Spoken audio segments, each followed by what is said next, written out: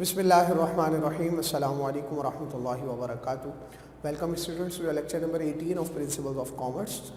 Chapter number 8 हमारा चल रहा था, जैसे आपको याद है, और उसके अंदर हमने होलसेलिंग और होलसेलर्स के हवाले से हम उसके अंदर बात कर रहे थे। और उसके अंदर हमने सबसे पहले तो होलसेलिंग की डेफिनेशन को देखा, होलसेलर्स को समझा कि होलसेलर्स कौन लोग होते हैं। फिर उसके बाद हमने होलसेलर्स की टाइप्स को देखा। फिर हमने लास्ट लेक्चर के अंदर देखा था कि services of wholesaler to producer, के होलसेलर जो खिदमात प्रोड्यूसर के लिए अंजाम दे रहा है वो कौन कौन सी हैं, उनकी क्या डिटेल है, उसके अंदर हमने जाकर उसको समझा था, देखा था। आज जो हम देख रहे हैं वो हमारा जो आज का टॉपिक है वो है services of wholesaler to retailer, के एक होलसेलर वो रिटेलर के लिए क्या क्या खिदमात अंजाम दे रहा होता है। तो यहाँ पर आपके सामने टोटल जो है वो 6 ऐसी बातें लिखी हुई हैं जो कि होलसेलर रिटेलर के लिए काम कर रहा होता है। जैसे मैंने लास्ट लेक्चर के अंदर भी आपको बताया था कि चूंकि होलसेलर वो मिडिल मैन है रिटेलर और प्रोड्यूसर के दरमियान, ठीक है। तो लाजमी बात है कि होलसेलर कुछ काम प्रोड्यूसर के लिए कर रहा होगा और कुछ काम रिटेलर के लिए कर रहा होगा, ठीक है। तो हमने प्रोड्यूसर के लिए क्या काम कर रहा था वो हमने देख लिया। अब रिटेलर को वो क्या फायदे दे रहा है, रिटेलर को उससे क्या फायदा हासिल हो रहे हैं, उसके ऊपर आज जो है वो हमारा टॉपिक है। तो हम सबसे पहले देखते हैं कि सबसे पहले नंबर 1 पे लिखा हुआ है convenience in buying. Convenience in buying, yes, wholesaler का एक बहुत बड़ा फंक्शन ये है होलसेलर्स का कि वो खरीदारी में, रिटेलर को खरीदारी में कन्वीनियंस दे रहा होता है, उसको कन्वीनियंट वे के अंदर जो है वो यानी कि प्रोडक्ट को पहुंचा रहा होता है, वो दे रहा होता है। बल्कि बाज़ औक़ात तो ऐसा होता है कि रिटेलर को अपनी दुकान पर ही बैठे बैठे सारा सामान मिल जाता है। आपने देखा होगा कि जो है वो सुजुकियाँ होती हैं, बाइक्स होती हैं, ट्रक्स होते हैं, और वो जो है वो यानी कि होलसेलर्स के वो ट्रक्स और वो सुजुकी होती है और वो दुकान के सामने लाकर रोकते हैं और सारा सामान उसकी दुकान पर पहुँचा कर फिर वो चले जाते हैं। तो ऐसे यहाँ तक होलसेलर्स मौजूद हैं कि वो बिल्कुल दुकान के, उसको अपनी दुकान से निकलना भी नहीं है, उसने सिर्फ अपनी दुकान को खोलना और बंद करना है और उसने कहीं मार्केट का चक्कर नहीं लगाना है। और बाज रिटेलर ऐसे होते हैं जो वो मार्केट को छू कर आते हैं, यानी कि होलसेलर्स की मार्केट से सामान खुद खरीद के ला रहे होते हैं। उनकी बात नहीं कर रहा मैं, लेकिन अक्सर औकात ऐसा होता है कि रिटेलर खुद डिलीवरी सर्विसेज भी दे रहा होता है और वो उसको इनकी, तो उसको बहुत ज़्यादा कन्वीनियंस होता है। इसी तरह और कन्वीनियंस इसके अंदर क्या होती है खरीदारी में, कि अगर इंसान खुद जाएगा तो उसको मार्केट को सर्च करना पड़ेगा, उसको ढूंढना पड़ेगा अपनी मतलब की चीज़। यहाँ पर क्या होता है, यहाँ पर इतनी कन्वीनियंस उसको होता है कि वो उसको सिर्फ बता देता है कि भाई कस्टमर जो है ना वो इस चीज़ की डिमांड कर रहा है, तो ये चीज़ लेकर आओ, ये चीज़ नहीं लाओ। वो फ़ौरन अगले दिन जो है आपको पता है कि वो होलसेलर वो उसके मतलब की चीज़ ला के दे देगा उसे कि अच्छा भाई ये रखे हम आप लोग दुकान पे। तो ये मतलब है कन्वीनियंस इन बाइंग का, ठीक है। तो उसको खरीदारी में, रिटेलर को खरीदारी में बहुत ज़्यादा परेशानी का सामना नहीं करना पड़ता, बल्कि वो ऑटोमेटिकली जो है वो उसकी प्रॉब्लम्स जो है वो सॉल्व हो जाती हैं उसके ज़रिए, ठीक है जी। यानी यह यूँ समझ लें कि वो परचेजिंग उसकी ऑटोमेटिकली चल रही होती है, उसको कोई किसी किस्म की परेशानी नहीं होती। नंबर 2 पे लिखा हुआ डिलीवरी एट राइट टाइम, बिल्कुल सही वक्त पर डिलीवरी का पहुँचाना भी होलसेलर की जिम्मेदारी होती है और वो कर भी रहा होता है इसको, कि वो यानी कि पता होता है कि भाई इतने बजे मैंने जो है वो फलाना जगह पर जाकर डिलीवरी देनी है। और वो ये सर्विसेज भी जो है वो यूँ समझ लें कि रिटेलर के लिए होती है कि बिल्कुल राइट टाइम पर, एक्यूरेट टाइम के ऊपर जो है वो उसको डिलीवरी मिल रही होती है, चाहे वो जितनी भी दूर क्यों ना हो। तो इसी तरह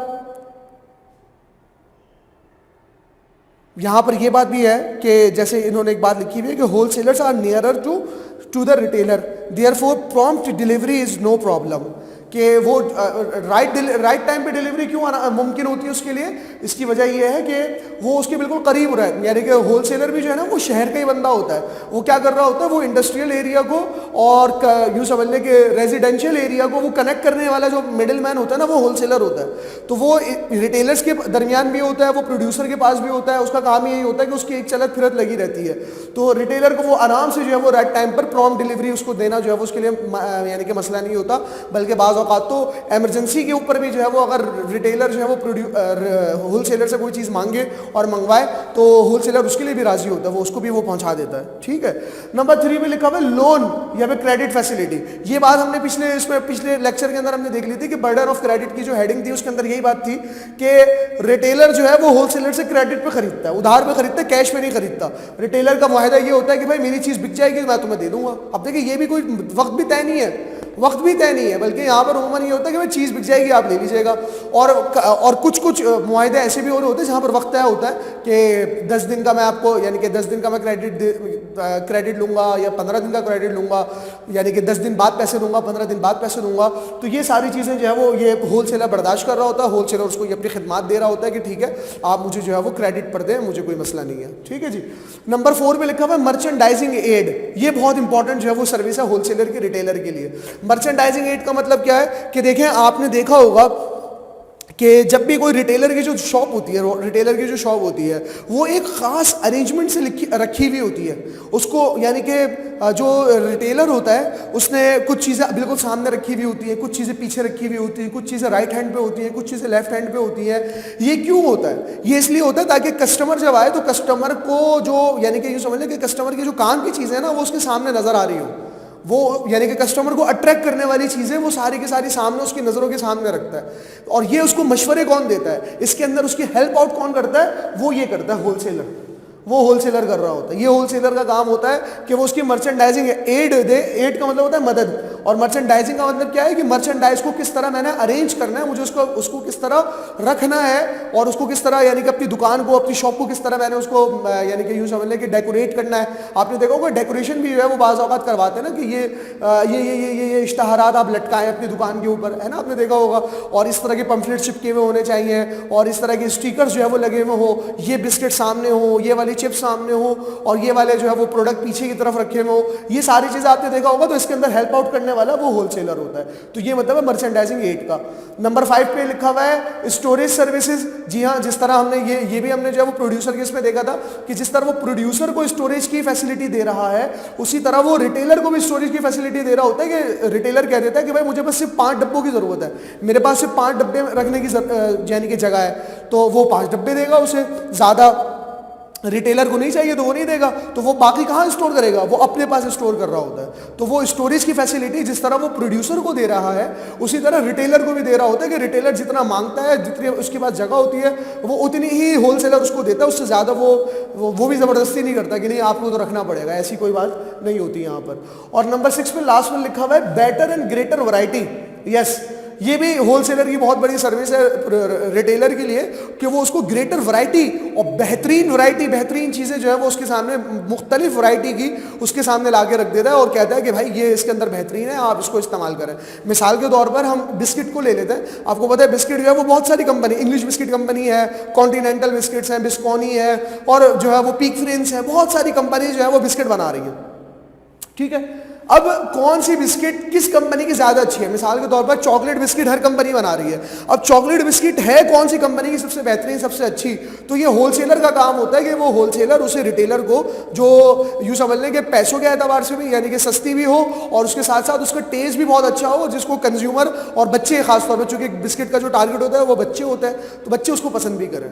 तो ये मतलब है कि बेटर एंड ग्रेटर वैरायटी, उसके पास बहुत सारी वैरायटी होती हैं। होलसेलर के पास तो प्रोड्यूसर्स की लिस्ट होती है, वो तो हर प्रोड्यूसर से सामान ले रहा होता है, तो इस वजह से उसको ये बात पता होती है कि कौन सा प्रोड्यूसर कौन सी चीज़ ज़्यादा अच्छी बना रहा है, वो वही चीज़ें लेकर वो रिटेलर को पहुंचा रहा होता है। और रिटेलर को इसके अंदर कोई जो है वो मगजमारी नहीं करनी, कोई उसको परेशानी नहीं है, वो उसकी घर बैठे यूँ समझ ले ये वाली प्रॉब्लम सॉल्व हो रही है कि भाई वैरायटी अच्छी हो, मेरे पास वैरायटी अच्छी हो। वैरायटी की टेंशन उसे लेनी नहीं है, वैरायटी उसके पास जो है वो खुद ब खुद यूँ समझ ले कि रिटेलर की, होलसेलर की तरफ से जो है वो उसको मिल जाती है। मुख्तलिफ कंपनीज़ की मुख्तलिफ चीज़ें उसके पास खुद ब खुद आ जाती है। तो ये हमारा जो है वो होलसेलिंग का चैप्टर था। अल्हम्दुलिल्लाह हमने इसको कंप्लीट कर लिया है। इसके बाद और कोई इस चैप्टर के अंदर और कोई तफसीलात नहीं है होलसेलर के हवाले से। मैं आपको एक दफ़ा ओवरव्यू कर दूं कि हमने सबसे पहले इसकी डेफिनेशन को समझा था, उसके बाद फिर हमने टाइप्स ऑफ होलसेलर को देखा था, फिर हमने पिछले लेक्चर के अंदर services of wholesaler to producer को देखा, और आज हमने services of wholesaler to retailer को हमने इसको देखा, समझा। ठीक है, अब इसके बाद इंशाल्लाह हमारा फिर नेक्स्ट लेक्चर है, मैं नेक्स्ट चैप्टर शुरू होगा, मतलब नेक्स्ट लेक्चर के अंदर। तो मैं आपसे ये रिक्वेस्ट करूंगा कि आप इस चैप्टर को सही से थॉरोली पढ़ लें, पेपर पॉइंट ऑफ व्यू से भी इंपॉर्टेंट चैप्टर है। खासतौर पे जो ये सर्विसेज वाले जो यानी कि एरिया है इस चैप्टर का, वो बहुत ज़्यादा इंपॉर्टेंट है, इसको लाजमन आप पढ़ लें। और इसके आखिर में जो MCQs वगैरह दिए हुए हैं वो आप लाजमन सॉल्व करें, ट्रू फॉल्स दिए हुए हैं वो लाजमन सॉल्व करें। आपके नोट्स के अंदर जो MCQs और उसके क्वेश्चन आंसर्स हैं आप उनको भी जो है वो एक दफ़ा गो थ्रू करें और उसको समझने की और सॉल्व करने की कोशिश करें। इंशाअल्लाह ताला नेक्स्ट लेक्चर में फिर आपसे मुलाकात होती है। जज़ाकुमुल्लाहु खैरन। अस्सलामु अलैकुम व रहमतुल्लाहि व बरकातुहू।